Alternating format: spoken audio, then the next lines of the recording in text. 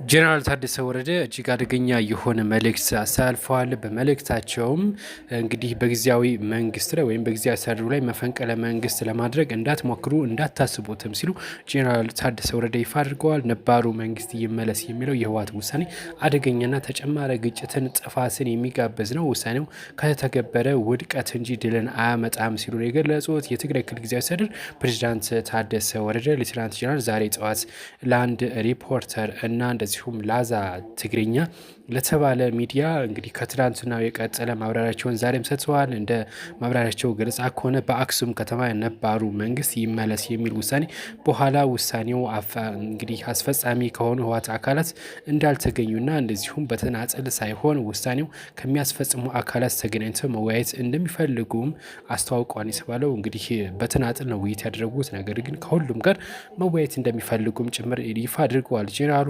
የህወሓት ነባር መንግስት የመለስ አደገኛና ተጨማሪ ግጭትን፣ ጥፋትን የሚጋብዝ ውሳኔ ከተተገበረ ውድቀትን እንጂ ድልን አያስገኝም ሲሉ ጄኔራል ታደሰ ወረደ ይፋ አድርገዋል። ፕሬዚዳንት የተፈጠረውን የፖለቲካ ቀውስ ለማረጋጋትም የሚያስችል አማራጭ መፍትሄ ሀሳብ እንዳላቸውና እሳቸውን ጨምሮ 9 አባላት ላሉት ካውንስል ለማቅረብ ዝግጁ እንደሆኑም ጭምር ነው ይፋ ያደረጉት። ያው እንግዲህ ስልጣን የሚለቁ ከሆነ ሊለቁ፣ የማይለቁም ከሆነ ያለውን እንግዲህ ቅሬታቸውን ወይም ደግሞ የሚፈልጉትን ነገር ለካውንስሉ 9 አባላት ላሉት ካውንስል ለማቅረብ ዝግጁ መሆናቸውን ይፋ አድርገዋል። የክልሉ መንግስት ሚዲያዎች በህወሓት በመጠለፋቸው ምክንያት ትናንትና ሚያዝያ 13 የሰጡትን ቃለ መጠይቅ እንግዲህ ተዛብቶ መቅረቡንም ገልጸዋል። ለምሳሌ ስልጣኔን እለቃለሁ ብለዋል ተብሎ በክልሉ ሚዲያዎች የተሰራጨው መረጃ እንዳለና ይህም የተሳሳተ መሆኑን ጭምር ነው የገለጹት። እኔ ስልጣን እንግዲህ ያለ ጦርነት እለቃለሁ አልኩ እንጂ ዝም ብዬ ስልጣኔን እለቃለሁ አላልኩም። እለቃለሁ ያልኩት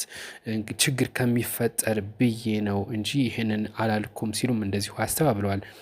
ነባሩ መንግስት ይመለስ የሚሉ የህወሓት ውሳኔ በጊዜያዊ አስተዳደር ስር ያሉ ዞኖች ለምሳሌ የክልሉ ደቡባዊ ዞን ውሳኔውን ተቀብያለሁ ብሎ በካቢኔ ደረጃ በሚዲያ ማስተጋባቱ የተሳሳተ መሆኑን፣ ይህንን ስህተት ምንጩ የቆየው የፓርቲ እና የመንግስት መዋቅር መደበላለቅ እንደሆነም ጭምር እንግዲህ አያይዘው ገልጸዋል። ፕሬዚዳንቱ በርካታ ጉዳዮችን ያነሱት ፕሬዚዳንቱ ስልጣናቸውን በጩኸትና በደቦ ውሳኔ እንደማይለቁ በግልጽ ማንኛውም የትግራይ ማህበረሰብ አንቂ የክልሉ ፖለቲካ ከድጹ ወደ ማጹ ከሚያሸጋግር ኃላፊነት የጎደሉ ተግባር እንዲቆጠብ አስጠንቅቀዋል። ይህ እንዲህ እንዳለ በህወሓት ደብረጽዮን ገብረ ሚካኤል እንግዲህ እና በአቶ አማኑኤል አሰፋ የሚመራ ፓርቲ ኮንፈረንስ በመቀለ ከተማ መጀመሩም ጭምር የተነገረው እንግዲህ በትግራይ ክልል በጄኔራል ታደሰ ወረደና እንደዚሁም ደግሞ በደብረጽዮን መካከል ክፍፍልም መፈጠሩ የተነገረው ነባሩ እንግዲህ መንግስት ወደ ስልጣን እንዲመጣ መስማማታቸውም ጭምር እየተገለጸ ነው።